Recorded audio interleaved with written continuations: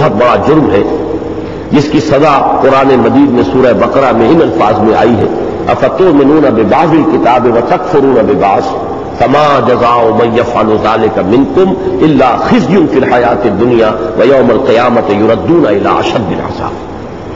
کیا تم ہماری کتاب کے ایک حصے کو مانتے اور ایک کو نہیں مانتے؟ تو جو کوئی بھی یہ طرز عمل اختیار کرے گا اس کی سزا اس کے سوا کچھ نہیں کہ انہیں دنیا میں ذلیل و خوار کر دیا جائے اور قیامت کے دن بدترین اور شدید ترین عذاب میں جھونک دیا جائے۔ وَمَا اللَّهُ بِغَافِلٍ عَمَّا تَعْمَلُونَ، اللہ غافل نہیں ہے اس سے کہ جو کچھ تم کر رہے ہو۔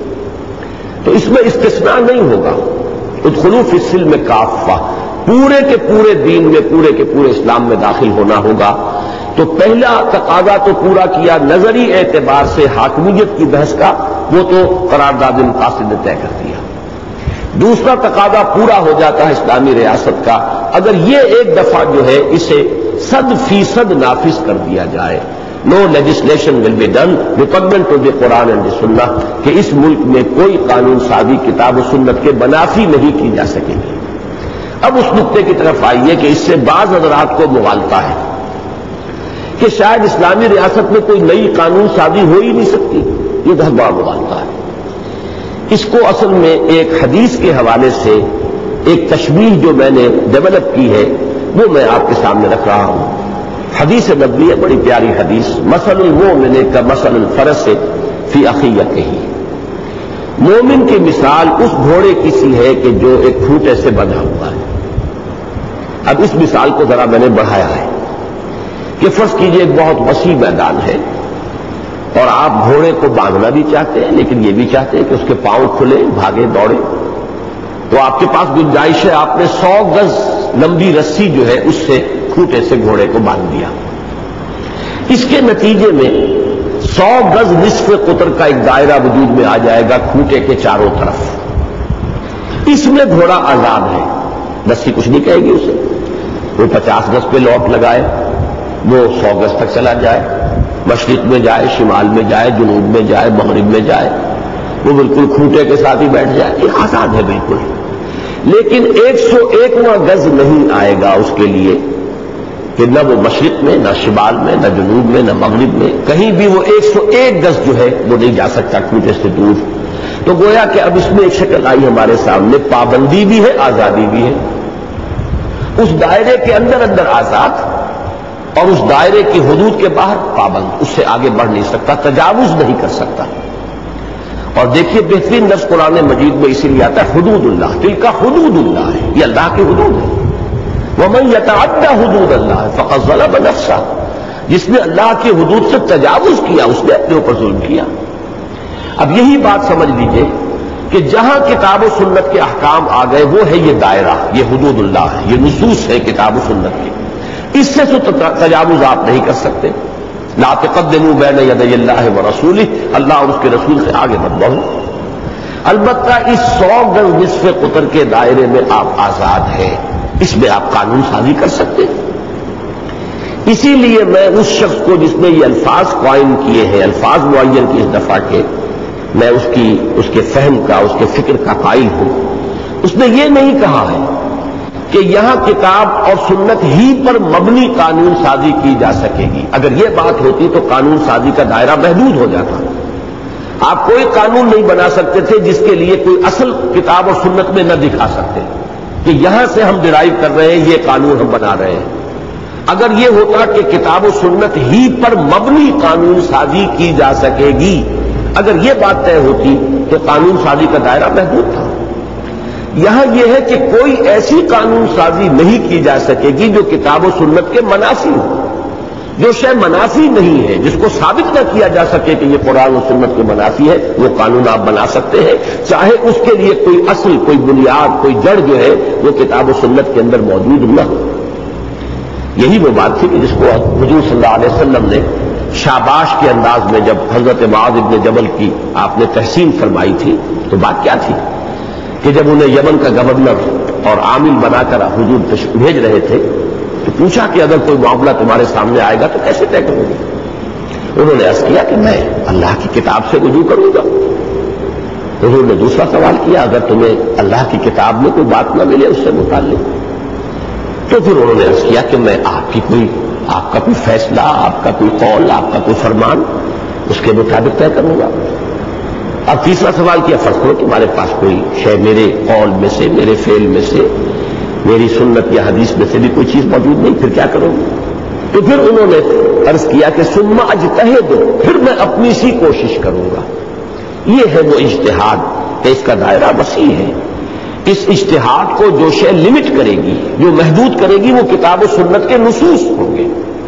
نصوص جو ہے کتاب و سنت کے، ان سے تجاوز نہیں ہو سکتا۔ وہ تو دائرہ ہے وہ 100 گز نصف قطر کا، جس سے آگے آپ نہیں جا سکتے۔ البتہ اس کے اندر اب اس کے اندر بھی یہ ہو سکتا ہے، اور اس کا تعلق ہے انسان کے نظام اور تمدن کی سطح سے۔ فرض کیجئے کہ ابھی نوع انسانی کسی علاقے کے اندر بسنے والے انسان تمدنی اعتبار سے ابھی آج سے 1000 سال پہلے کے ماحول میں رہ رہے ہیں۔ فرض کیجئے قبائلی نظام ہے وہاں، ابھی ان کا تمدنی ارتقاء اتنا ہوا ہی نہیں کہ وہ شہریت کے معاملات اور سٹیزن شپ اور اس کے حقوق اور اس کے فرائض ان کا کوئی شعور ان کے اندر پیدا ہوا، وہ تو قبائلی نظام ہی کو جانتے ہیں۔ تو وہاں شیخ قبیلہ اصل اتھارٹی ہے، اس کا حکم چلے گا۔ لیکن اگر وہ مسلمان ہے، گویا کہ اسلامی قبائلی نظام کیا ہوگا کہ شیخ قبیلہ بھی کتاب و سنت کے منافی حکم تو نہیں دے سکتا، البتہ کتاب و سنت کی حدود کے اندر وہ شیخ قبیلہ جو ہے اس کی بات چلے گی، اس کا حکم ہے نافذ ہو جائے گا۔ اس میں کوئی جمہوریت کا سوال نہیں، اس میں یہ کہ وہ سب سے مشورہ کرے اس کا کوئی سوال نہیں، کوئی بیلٹ باکس کا سوال نہیں، اس لیے کہ نظام قبائلی ہے اور ابھی لوگوں کی ذہنی سطح بھی یہیں تک ہے، اس سے آگے وہ جانے کی استعداد اور صلاحیت رکھتے ہی نہیں ہے۔ تو اس سے آگے کا سبق پڑھانا تکلیف مالا یطاق ہو جائے گا، ان کی ذہنی سطح سے بالاتر بات ہوگی۔ اس سے آگے فرض کیجئے کہ انسانی تمدن ابھی بادشاہت تک پہنچا ہے، تو جو بادشاہ ہے اگر تو وہ کہے گا کہ میرا اختیار مطلق ہے، میں جو چاہوں حکم دوں، تو وہ فرعون بن گیا، وہ نمرود بن گیا، وہ خدائی کا دعوے دار بن گیا۔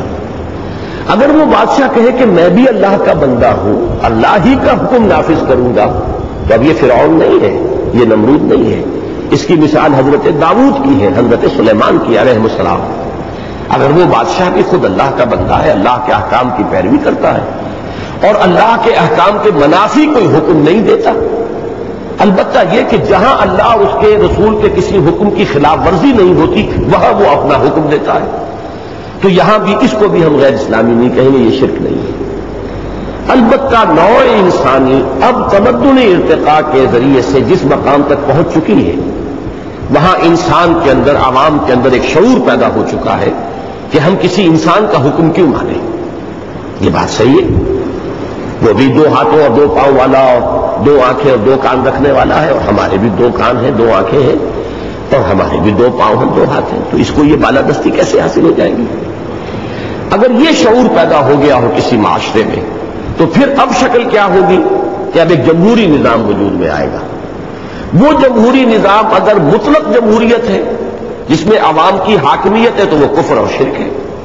اگر وہ اسلامی جمہوریت ہے تو جیسے اسلامی بادشاہت ہوتی تھی ایسے ہی اب اسلامی جمہوریت کا دور ہے کہ اس میں یہ طے کر دیا جائے گا کہ عوام کے نمائندے قانون سازی کر سکتے ہیں باہمی مشورے سے، جہاں 51% ہو گئے فیصلہ کر سکتے ہیں، لیکن ان کا کوئی فیصلہ اللہ اور اس کے رسول کے حدود سے تجاوز نہیں کرے گا، تو یہ اسلامی جمہوریت ہو جائے گی۔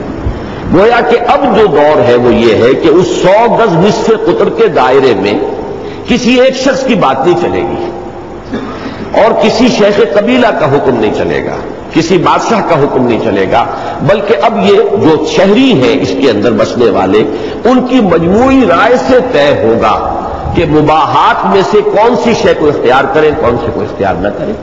یہ ہے وہ شے کہ جس کو قرآن مجید نے ایک اصول کی حیثیت سے سورہ شورى میں بیان کر دیا، امرہم شورى بینہم۔ یہ امرہم میں ہے، امر اللہ میں نہیں۔ امر اللہ میں تو 100% لوگ بھی کوئی تبدیلی نہیں کر سکتے۔ جو اللہ کے اور اس کے رسول کے احکام صریح ہیں ان میں تو 51% کس بلا کا نام ہے، 100% بھی کوئی تبدیلی نہیں کر سکتے، وہ تو امر اللہ ہے۔ البتہ جو امرہم ہے، امرہم وہ دائرے کے اندر ہے، جہاں اللہ کا کوئی واضح حکم، اللہ کے رسول کا کوئی واضح حکم موجود نہیں ہے، یہ امرہم ہے۔ اب اس امرہم میں